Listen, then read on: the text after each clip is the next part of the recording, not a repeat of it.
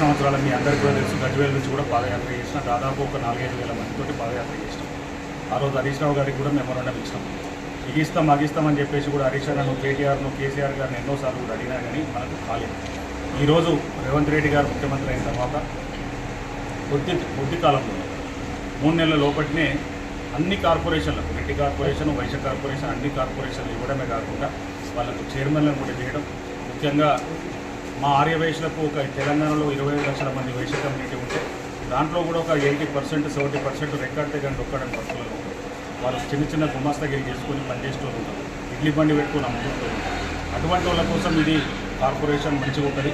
వాళ్ళకి ఏంటంటే వాళ్ళ పిల్లలు కూడా ఎన్ఆర్ఐగా ఒక అమెరికాకో, లండన్కో, ఆస్ట్రేలియాకో పోయి చదువుకోవాలంటే కూడా కష్టం ఉంటుంది. కాబట్టి ఒక 20 లక్షలు, 15 లక్షలు సబ్సిడీ కింద ఇంట్రెస్ట్ లేకుండా కూడా వాళ్ళకు ప్రభుత్వం తోడ్పాటు చేసి వాళ్ళు ఎంఏ చేయడానికో, ఎంబీఏ చేయడానికో అవకాశాలు ఉంటాయి.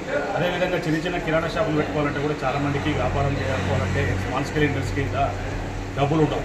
ఇదే గవర్నమెంట్ తరఫున ఈ కార్పొరేషన్ నుంచి కూడా డబ్బులు ఇచ్చేసి ఎకనామికల్ బ్యాక్వర్డ్ క్లాస్ కింద వాళ్ళకు బిజినెస్ పరంగా కూడా డెవలప్ చేయడానికి ఈ కార్పొరేషన్ ఉపయోగపడుతుంది. కాబట్టి ఎన్నో ఏళ్ల కళ రేవంత్ రెడ్డి అన్న నాయకత్వంతో మొన్ననే శ్రీరామనవమి రోజు పెద్ద ఎత్తున జైనై ఆ రోజు రేవంత్ రెడ్డి గారి నాయకత్వంలో పనిచేయాలని చెప్పి, ముఖ్యంగా మీ అందరికీ కూడా తెలుసు రాష్ట్రంలో